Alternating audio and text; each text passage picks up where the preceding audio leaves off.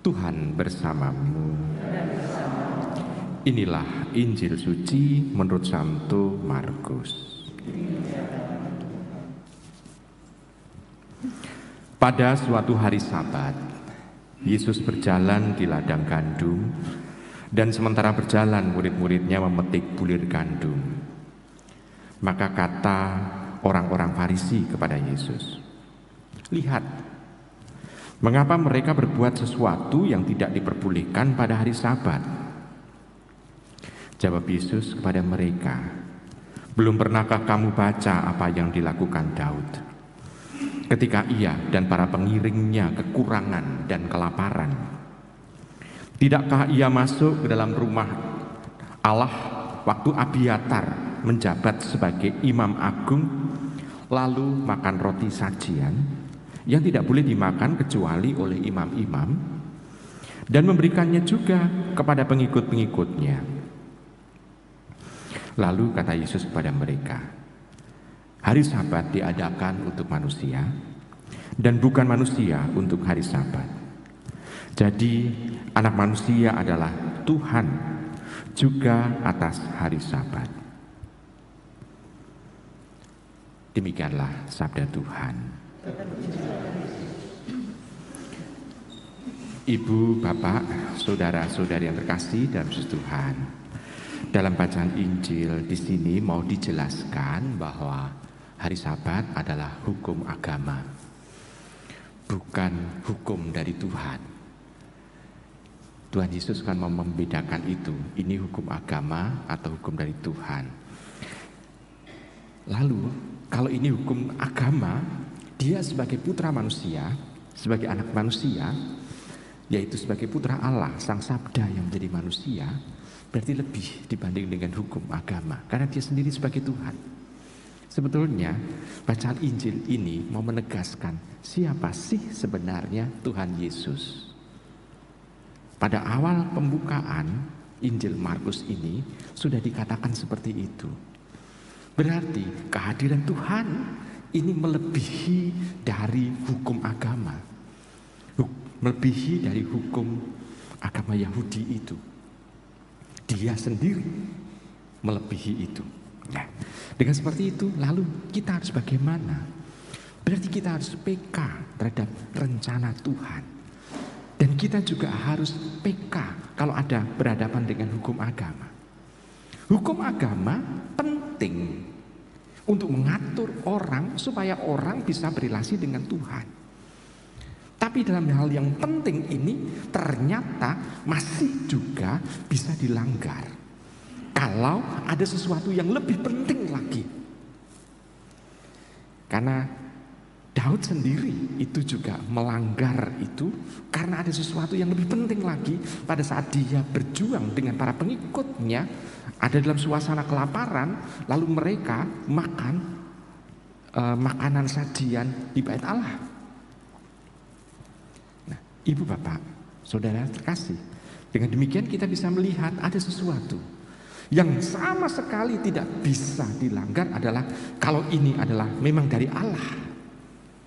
Allah menghendaki supaya kita tidak melakukannya.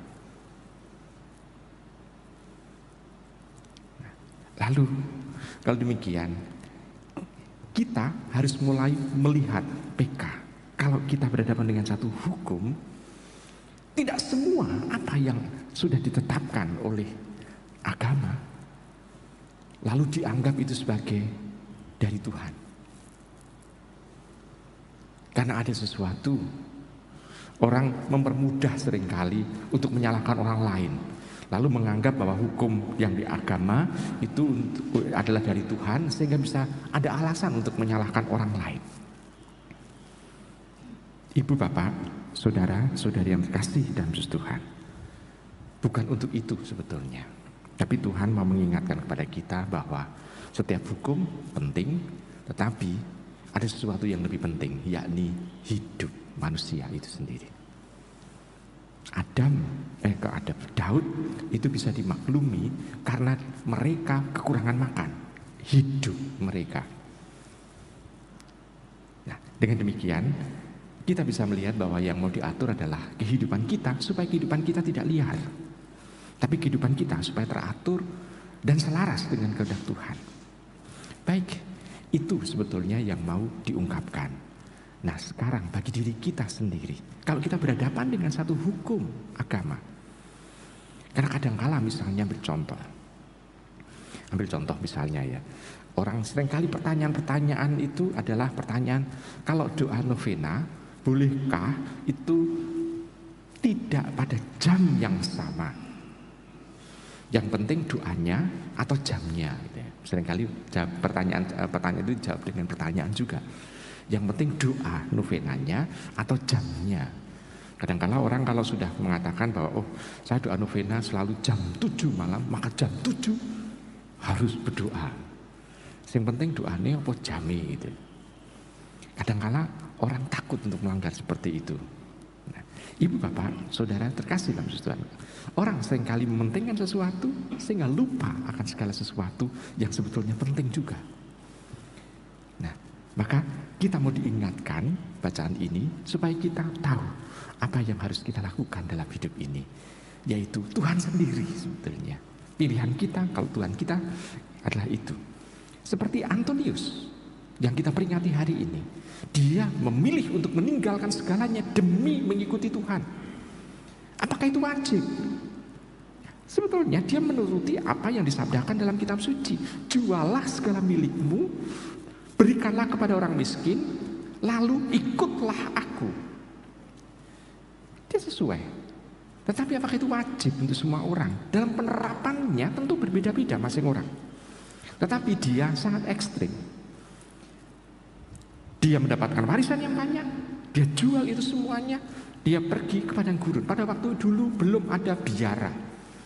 Dialah yang memulai kehidupan monastik sebagai pertapa di padang gurun. Dengan di padang gurun, dia memperlihatkan bahwa situasi yang tidak ada apa-apa itu hanya memperlihatkan ketergantungan melulu kepada Allah. Maka ada suatu semacam mendobrak kehidupan pada waktu dulu dalam mengikuti Tuhan secara ekstrim, yakni hidup di padang gurun dalam keadaan serba kekurangan, hanya mengandalkan Tuhan. Dalam kehidupan serba kekurangan itu ternyata kehidupan Antonius diberi anugerah yang panjang sampai usia 106. Ibu bapak saudara terkasih dalam Tuhan, maka kita mencoba untuk melihat, belajar dari kehidupan Santo Antonius itu. Ternyata hanya mau melulu untuk taat, dekat dengan Tuhan, dia diberi anugerah yang lain. Dan dia akhirnya menjadi guru bagi pertapa-pertapa yang lain pula. Dia mencoba untuk men-sharingkan. Pada waktu dulu belum ada regula atau aturan-aturan hidup membiara. Dan dia betul-betul bisa memberikan, men-sharingkan apa yang dia lakukan, sehingga banyak para pertapa-pertapa yang mengikuti dia bisa terbantu untuk lebih setia mengikuti Tuhan. Kita pun diharapkan juga mampu untuk bisa taat dengan rencana Tuhan kalau kita sendiri dekat dengan Tuhan. Selamat merenungkan.